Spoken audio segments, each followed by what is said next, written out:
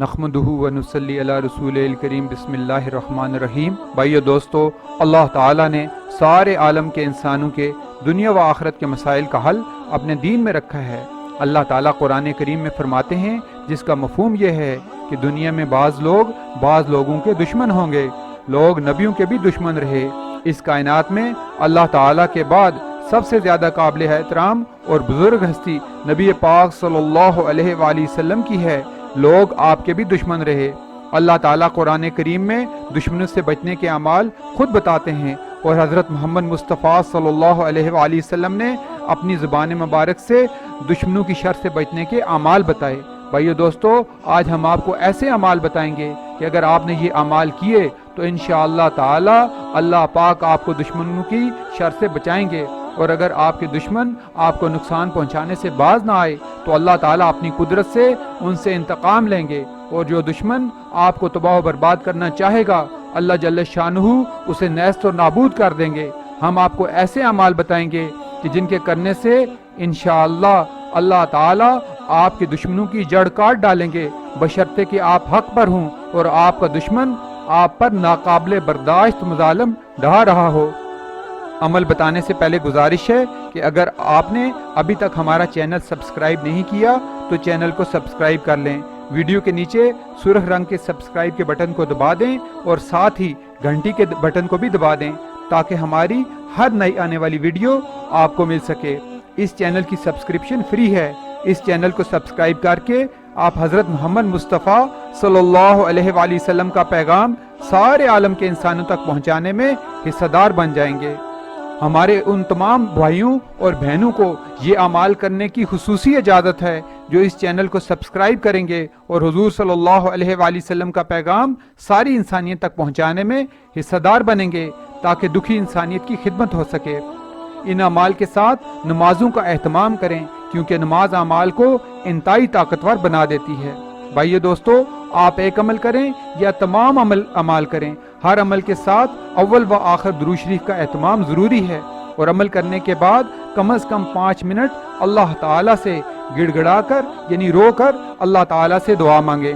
حدیث پاک میں آتا ہے جو دعا اللہ تعالیٰ سے رو کر مانگی جاتی ہے اللہ تعالیٰ اسے ضرور قبول فرماتے ہیں۔ حدیث پاک کا مفہوم ہے جسے رونا نہ آئے تو وہ رونے کی شکل بنا لے، اللہ تعالیٰ اسے بھی رونے والوں میں شمار فرمائیں گے۔ حضور صلی اللہ علیہ وآلہ وسلم کے فرمان کا مفہوم ہے کہ دعا مومن کا ہتھیار ہے، یہ وہ ہتھیار ہے جو تلوار کے بغیر دشمن کا خاتمہ کر سکتا ہے۔ حضور صلی اللہ علیہ وآلہ وسلم کو جب بھی دشمن کا خوف ہوتا یا دشمن سے مقابلہ درپیش ہوتا تو آپ صلی اللہ علیہ وآلہ وسلم نماز پڑھ کر اللہ تعالیٰ سے دعا مانگتے، جس پر اللہ تعالیٰ شانہ غیب سے دشمن کی تباہی کا بندوبست کر دیتے۔ پہلا عمل یہ ہے۔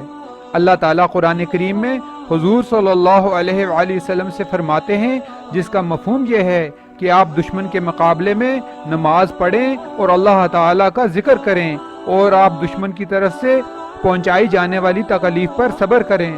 اللہ تعالیٰ قرآن کریم میں فرماتے ہیں، یا ایھا الذین آمنوا استعینوا بالصبر والصلاۃ ان اللہ مع الصابرین، اے ایمان والو صبر اور نماز کے ذریعے سے مدد چاہو، اللہ تعالیٰ صبر والوں کا ساتھ دیتا ہے۔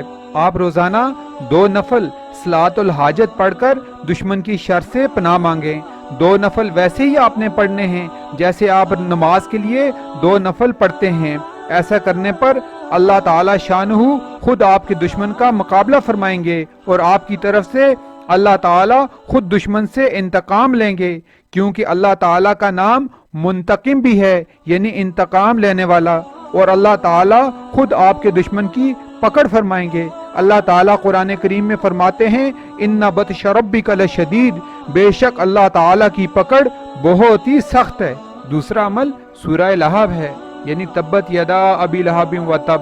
یہ سورت روزانہ 11 مرتبہ پڑھنی ہے۔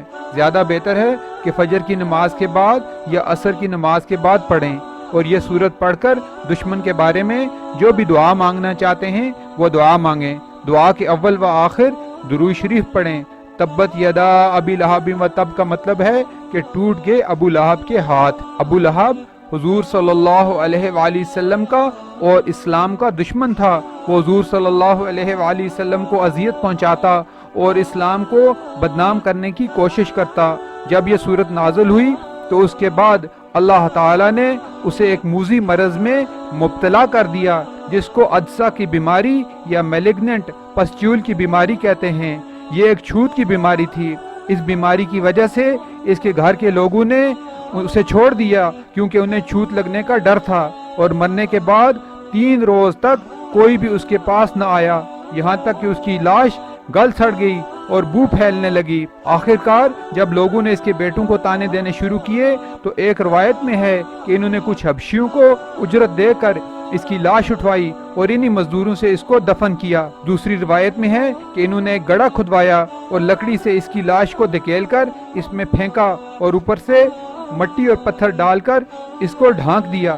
اس طرح سے ابو لہب کی عبرتناک موت ہوئی۔ تو جب آپ سورہ لہب پڑھیں گے تو اللہ تعالی شانہ آپ کے دشمن کو بھی عبرتناک سزا دیں گے۔ تیسرا عمل قرآن کریم کی یہ دعا ہے۔ یہ دعا ایک اللہ کے نبی نے مانگی۔ دعا یہ ہے فدعا ربہ انی مغلوبا فانتصر، جس کا ترجمہ یہ ہے آخرکار اس نے اپنے رب کو پکارا کہ میں مغلوب ہو چکا، اب تو ان سے انتقام لے۔ یہ دعا روزانہ 41 مرتبہ پڑھیں۔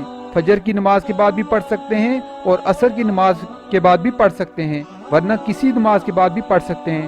دعا پڑھ کر اللہ تعالیٰ سے دشمن کے بارے میں دعا مانگے، انشاءاللہ تعالیٰ یقیناً آپ کا دشمن تباہ و برباد ہو جائے گا۔ جب اللہ کے نبی نے یہ دعا مانگی تو اللہ تعالیٰ نے ان کے دشمن کو تباہ و برباد کر دیا۔ چوتھا عمل، یہ عمل قرآن کریم کی یہ دعا ہے وَأُفَوِّضُ أَمْرِي إِلَى اللَّهِ إِنَّ اللَّهَ بَصِيرٌ بِالْعِبَادِ۔ اس کا مطلب یہ ہے کہ میں اپنا معاملہ اللہ تعالیٰ کے سپرد کرتا ہوں، یقیناً اللہ سارے بندوں کو خوب دیکھنے والا ہے۔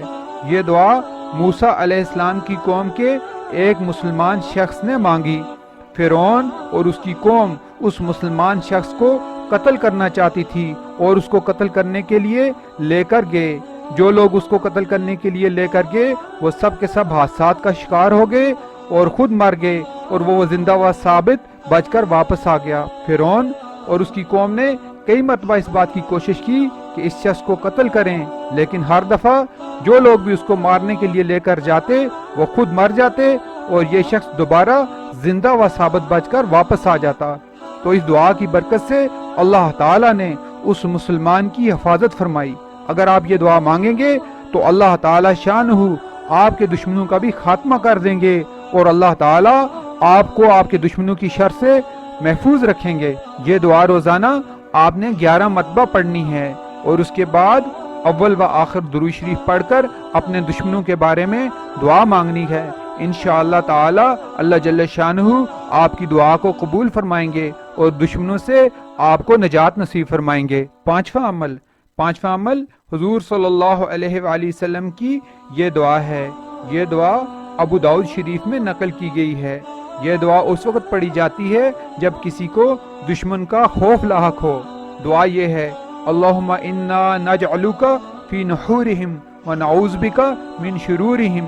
اس کا ترجمہ یہ ہے اے اللہ بے شک ہم تجھ کو ان کے مقابلے میں یعنی دشمنوں کے مقابلے میں ڈھال بناتے ہیں اور ان کی شرارتوں سے تیری پناہ لیتے ہیں۔ اس دعا کے پڑھنے پر اللہ تعالی شانہ دشمن پر ڈر اور خوف مسلط کر دیں گے اور دشمن کی شر سے آپ کی حفاظت فرمائیں گے۔ یہ دعا روزانہ 313 مرتبہ پڑھنی ہے، اور اس کے بعد اول و آخر درود شریف پڑھ کر دشمن کے بارے میں جو بھی دعا مانگنا چاہتے ہیں وہ دعا مانگیں۔